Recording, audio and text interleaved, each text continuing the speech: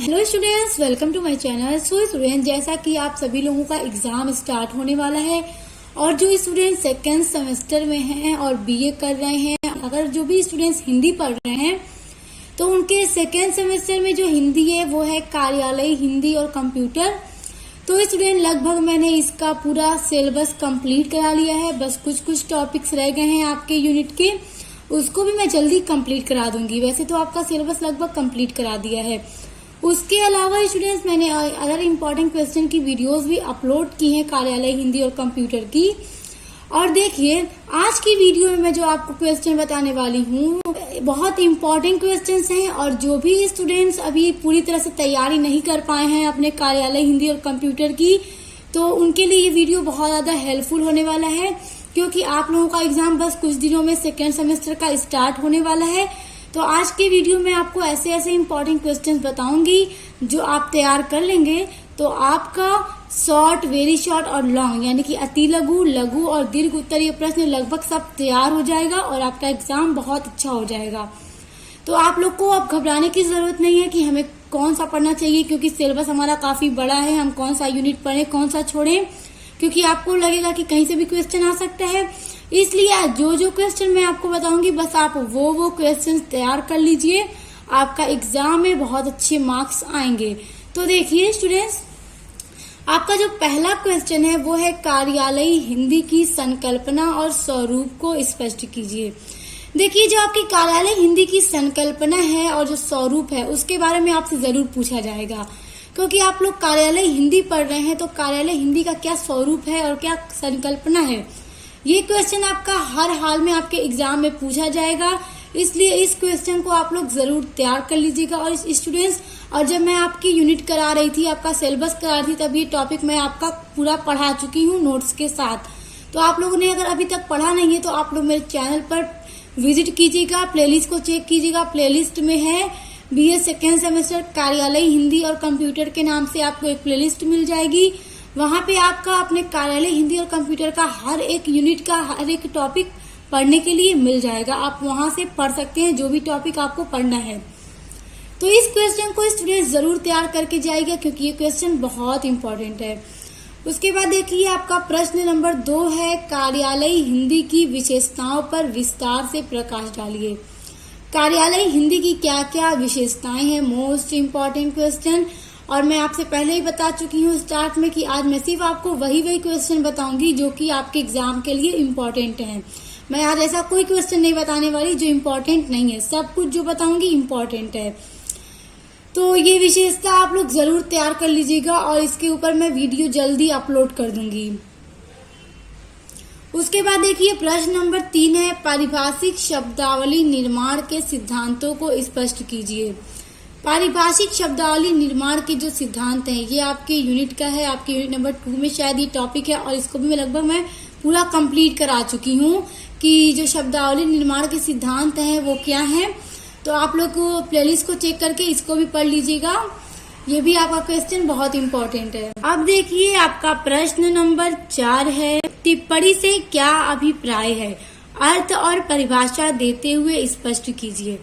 देखिए, टिप्पणी क्या है ये भी मैं आपको बता चुकी हूँ स्टूडेंट्स, तो आप लोग इसको भी देख लीजिएगा, क्योंकि टिप्पणी के ऊपर आपसे पूछा जा सकता है, चाहे शॉर्ट में या वेरी शॉर्ट में, लॉन्ग में भी पूछा जा सकता है। बट हो सकता है अगर आपसे लघु में पूछ दे तो टिप्पणी का आपको अर्थ और परिभाषा ही बताना होगा। तो मैंने इसका अर्थ आपको बहुत अच्छे से समझा दिया था, तो आप लोग इसको भी देख लीजिएगा। उसके बाद प्रश्न नंबर 5 है प्रारूपण का अर्थ देते हुए इसकी विशेषताओं का वर्णन कीजिए। देखिए, प्रारूपण की विशेषता आपकी परीक्षा में जरूर पूछी जाएगी, क्योंकि इसकी विशेषता क्या है, परीक्षा की दृष्टि से बहुत ही ज्यादा महत्वपूर्ण है। तो प्रारूपण की विशेषता आप लोग जरूर तैयार करके जाइएगा अपने एग्जाम में, और प्रारूपण का अर्थ भी तैयार कर लीजिएगा। अगर आपसे ये क्वेश्चन लॉन्ग में पूछा जाएगा तो आपका ये पूरा क्वेश्चन पूछ दिया जाएगा आपके दीर्घ में, और अगर लघु में पूछे या अति लघु में तो हो सकता है आपसे सिर्फ अर्थ पूछ दे या फिर विशेषता पूछ दे, अलग से पूछ देगा। और दीर्घ में ये पूरा एक साथ पूछेगा आपसे। और प्रारूपण क्या है, इसकी विशेषता, ये सभी मैं आपको बता चुकी हूँ। उसके बाद देखिए, आपका प्रश्न नंबर 6 है संक्षेपण लेखन की प्रक्रिया को विस्तार से लिखिए। देखिए, संक्षेपण लेखन क्या है, उसकी जो प्रक्रिया है उस प्रक्रिया के बारे में आपसे पूछा जा सकता है कि जो संक्षेपण लेखन होता है, जब इसको हम लिखते हैं, ये क्या एक तरह का ये भी पत्र होता है। तो जब हम इसको लिखते हैं तो इसकी लिखने से पहले हमें क्या क्या प्रोसेस करने पड़ते हैं, क्या क्या प्रक्रिया है इसकी, तो ये बहुत इंपॉर्टेंट है। ये आपके एग्जाम में आपसे लघु में पूछ देता है या फिर कभी कभी लॉन्ग में भी पूछ देता है। लघु में पूछेगा तो आपको 200 शब्दों में इसका आंसर देना होगा। तो इसकी जो प्रक्रिया है ये मैं आपको बता चुकी हूँ। इसके लिए भी आप लोग प्लेलिस्ट को चेक कर लीजिएगा, क्योंकि ये क्वेश्चन आपकी परीक्षा की दृष्टि से भी बहुत महत्वपूर्ण है। और आज मैं आपको सिर्फ आपके महत्वपूर्ण प्रश्न ही बताने वाली हूँ। उसके बाद प्रश्न नंबर 7 है, कार्यालयी हिंदी पत्राचार किसे कहते हैं, इसके विभिन्न रूपों का उल्लेख कीजिए।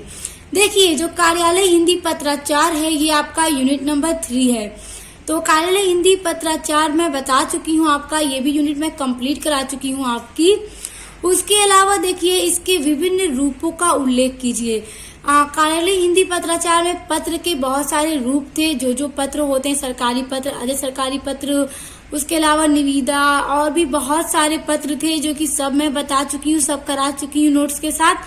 तो स्टूडेंट्स, आप लोग वो सब भी देख के ही एग्जाम में जाइएगा, क्योंकि हो सकता है इसके रूपों में से कुछ रूपों के नाम आपसे अलग से देकर पूछ दे कि अर्ध सरकारी पत्र क्या है या सरकारी पत्र क्या है, अधिसूचना क्या है, विज्ञप्ति क्या है। तो अलग से आपसे पूछ सकता है आपके अति लघु प्रश्न में। तो इसलिए इसके जो रूप हैं आप लोग उसको भी तैयार करके ही एग्जाम में जाइएगा। आपका प्रश्न नंबर 8 है, कंप्यूटर शब्द की व्युत्पत्ति बताते हुए कंप्यूटर का सामान्य परिचय दीजिए। देखिए, कंप्यूटर शब्द की व्युत्पत्ति मैंने अभी नहीं कराया है, बट इसकी वीडियो मैं जल्दी अपलोड करूंगी, क्योंकि क्या है, ये बहुत ही इंपॉर्टेंट क्वेश्चन है आपका, इसलिए इसको मैं जल्दी आपका अपलोड कर दूंगी एग्जाम से पहले। उसके बाद कंप्यूटर का सामान्य परिचय दीजिए। तो कंप्यूटर का सामान्य परिचय ये मैं आपका करा चुकी हूँ, प्लेलिस्ट को चेक कर लीजिएगा। ये क्वेश्चन भी बहुत इंपॉर्टेंट है स्टूडेंट्स, आपका यूनिट नंबर 5 का ये सब क्वेश्चन है। उसके बाद देखिए, आपका प्रश्न नंबर 9 है, कंप्यूटर में हिंदी भाषा के विकास का इतिहास बताइए एवं हिंदी के विकास में कंप्यूटर के योगदान पर प्रकाश डालिए।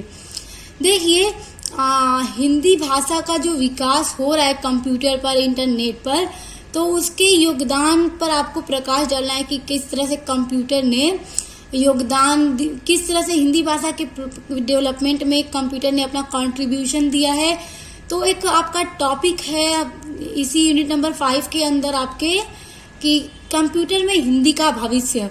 तो आप जब कंप्यूटर में हिंदी का भविष्य देखेंगे तो उसमें मैंने आपको बताया था कि किस तरह से पहले हिंदी इंटरनेट पर थी, कंप्यूटर पर थी, ना के बराबर थी, धीरे धीरे बढ़ती चली गई और अब बहुत ज़्यादा इसका प्रचार प्रसार कंप्यूटर पर, इंटरनेट पर हो चुका है।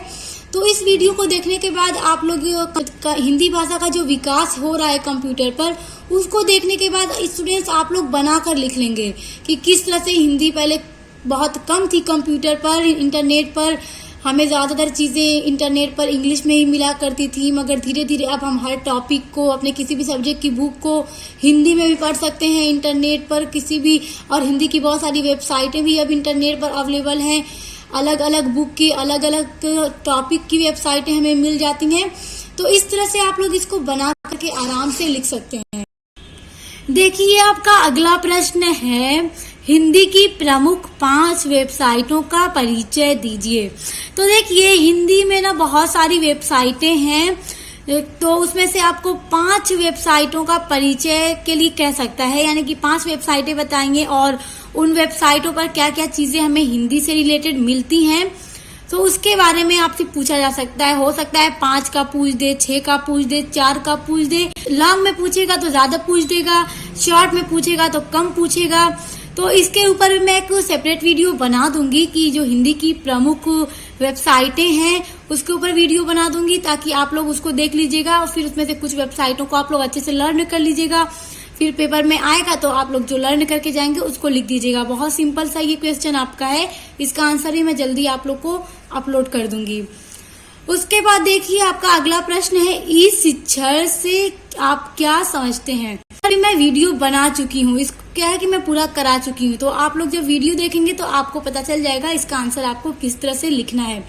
और ये क्वेश्चन क्या है आपका, बहुत इंपॉर्टेंट है। आज की वीडियो में सिर्फ आपको इम्पोर्टेंट क्वेश्चन ही बता रही हूँ, आपके सिलेबस का पूरा इम्पोर्टेंट क्वेश्चन जो है उसको मैं लेकर आई हूँ। आपको किस तरह से पढ़ना है, कौन सा क्वेश्चन पढ़ना है, कैसे आंसर लिखना है। अब आगे बढ़ते हैं आपके अगले प्रश्न की ओर। तो देखिए आपका अगला प्रश्न है, भारत में ई शिक्षण की क्या स्थिति है। तो देखिए भारत में ई शिक्षण की किस तरह की स्थिति है इस टाइम, प्रेजेंट टाइम में, तो आपको ये बताना होगा। तो इसको भी मैंने अभी कराया नहीं है, बस इसका आंसर भी मैं आपको जल्दी अपलोड करूंगी। ये जो आपका ई शिक्षण का टॉपिक है, भारत में ई शिक्षण की स्थिति, क्योंकि ये आपका बहुत इंपॉर्टेंट टॉपिक है आपके सिलेबस का, आपके एग्जाम की दृष्टि से, इसलिए इसको मैं जल्द एग्जाम से पहले ही अपलोड करने की कोशिश करूंगी ताकि आप लोग इसको जल्दी से तैयार कर सकें बहुत अच्छे से। तो इसको जरूर तैयार कर लीजिएगा। जब मैं वीडियो अपलोड करूंगी तो आप लोग उसको जरूर देख लीजिएगा, क्योंकि आपका क्वेश्चन पूछ सकता है कि भारत में ई शिक्षण की स्थिति कैसी है। उसके बाद देखिए अगला प्रश्न है आपका, जो कि बहुत ज्यादा इम्पोर्टेंट है, इंटरनेट क्या है। इंटरनेट क्या है स्टूडेंट, आप सभी लोग जानते हैं, इस पर तो आप लोग बनाकर भी लिख सकते हैं। इंटरनेट नेटवर्क के प्रकार बताते हुए इंटरनेट शब्दावली पर प्रकाश डालिए। देखिए ये प्रश्न भी इम्पोर्टेंट है, नेटवर्क और इंटरनेट से रिलेटेड क्वेश्चन भी आपके पेपर में जरूर पूछे जाएंगे, तो इसलिए आप लोग इसको भी देख लीजिएगा एग्जाम से पहले। उसके बाद है प्रश्न नंबर 14, हिंदी के विकास में इंटरनेट की क्या भूमिका है, सविस्तार लिखिए। तो देखिए इंटरनेट की भूमिका क्या है हिंदी के विकास में। तो ये क्या है ना, आपका इम्पोर्टेंट क्वेश्चन है, इंटरनेट से रिलेटेड और हिंदी के विकास से रिलेटेड क्वेश्चन भी आपके एग्जाम में पूछे जाएंगे, तो ये सब क्वेश्चन आप लोग तैयार करके ही जाइएगा। आपका प्रश्न नंबर 15 है, ई पुस्तकालय व पॉडकास्ट इन दोनों पर विस्तृत टिप्पणी लिखिए। तो देखिए ई पुस्तकालय व पॉडकास्ट इन दोनों पर आपसे नोट लिखने के लिए कहा जा सकता है, तो ये टॉपिक भाई मैं आपका बहुत जल्दी कवर करा दूंगी, इसको भी मैं जल्दी करा दूंगी। तो सभी टॉपिक के लिए आप अपने मेरे चैनल को सब्सक्राइब करके बेल आइकन को जरूर प्रेस कर लीजिएगा, क्योंकि जितने भी क्वेश्चन हैं और इसमें जो भी क्वेश्चन ऐसे हैं जो मैं नहीं कराई हूँ तो उसको जल्दी मैं कराऊंगी, और इसमें से आधे से ज्यादा क्वेश्चन तो ऐसे ही हैं जो मैं ऑलरेडी करा चुकी हूँ, तो उन सब के लिए आप लोग प्लेलिस्ट को चेक कर लीजिएगा, और बाकी के क्वेश्चंस के लिए आप चैनल को सब्सक्राइब करके बेल आइकन को प्रेस कर लीजिएगा, ताकि जैसे ही वीडियो अपलोड हो सबसे पहले नोटिफिकेशन आप पर जाए। उसके बाद आपका अगला प्रश्न है, हिंदी कंप्यूटर टंकण की अवधारणा पर विस्तार से प्रकाश डालिए। तो देखिए हिंदी कंप्यूटर टंकण से रिलेटेड भी प्रश्न आपके परीक्षा में जरूर पूछे जाएंगे, तो आप लोग इसको भी देख लीजिएगा। उसके बाद आपका अगला प्रश्न है, कंप्यूटर पर यूनिकोड में हिंदी टंकण का क्या महत्व है एवं हिंदी के प्रसार में यूनिकोड की क्या भूमिका है। देखिए हिंदी के प्रसार में यूनिकोड की जो भूमिका है, जो रोल है, उसके बारे में भी क्वेश्चन बन सकता है पेपर में आपके, तो ये क्वेश्चन और ये क्वेश्चन आप लोग देख कर ही जाइएगा। उसके बाद देखिए आपका अगला प्रश्न है, पत्र लेखन का अर्थ स्पष्ट करते हुए पत्र लेखन के प्रकार बताइए। देखिए पत्र लेखन क्या है, आप सभी लोग जानते हैं कि हम लोग पत्र क्यों लिखा जाता है, तो ये आप लोग बनाकर भी लिख सकते हैं। उसके अलावा इसकी वीडियो मैं अपलोड कर चुकी हूँ ऑलरेडी, पत्र लेखन के ऊपर जो आपकी यूनिट नंबर 3 है ना, उसके अंदर मैंने इसके बारे में भी बताया है, तो आप लोग उसको प्लेलिस्ट में चेक करके देख लीजिएगा। और पत्र लेखन के प्रकार बताइए, तो उस वीडियो में मैंने इसके बारे में भी बता दिया है, तो आप पत्र लेखन के प्रकार के बारे में भी क्वेश्चन बन जाएगा, तो आप लोग इसको जरूर देख लीजिएगा, क्योंकि जितने क्वेश्चन मैं आपको बता रही हूँ सब के सब बहुत ज्यादा इंपॉर्टेंट है। अगर अभी तक आपने कुछ भी नहीं तैयार किया था तो बस इतने ही प्रश्न आप लोग तैयार कर लीजिए। उसके बाद आपका प्रश्न नंबर 19 है, अधिसूचना से आप क्या समझते हैं, ये ऑलरेडी मैं करा चुकी हूँ, तो देख लीजिएगा। उसके बाद देखिए प्रश्न नंबर 20 है, और आपका ये लास्ट इम्पोर्टेंट क्वेश्चन है, वर्तमान में कार्यालय हिंदी में किस प्रकार की संभावनाएं हैं। देखिए वर्तमान में यानी प्रेजेंट टाइम में कार्यालय हिंदी में किस प्रकार की संभावनाएं हैं, तो ये भी मैं ऑलरेडी करा चुकी हूँ, तो ये सब क्वेश्चन आप लोग प्लेलिस्ट में चेक करके पढ़ लीजिएगा। उसके अलावा जो मैंने नहीं कराया उसको जल्दी मैं कराने की कोशिश करूँगा। बस आप लोग इतने प्रश्न, पूरे 20 प्रश्न मैंने आज आपको बताए, और 20 प्रश्न आपके सिलेबस का निचोड़ है। जो जो टॉपिक इम्पोर्टेंट है वही टॉपिक मैंने आज आपको बताया है। आपकी परीक्षा में इससे क्वेश्चन बनकर आएंगे, इसलिए आप हर एक प्रश्न का उत्तर तैयार कर लीजिएगा। और आज के कुछ ऐसे प्रश्न मैंने आपको बताए जिनके उत्तर मैंने अभी कराए नहीं है, तो उनको मैं बहुत जल्दी करा दूंगी, तो आप उन सभी के लिए चैनल को सब्सक्राइब करके बेल आइकन को प्रेस कर लीजिए। तो अब मिलते हैं नेक्स्ट वीडियो के साथ।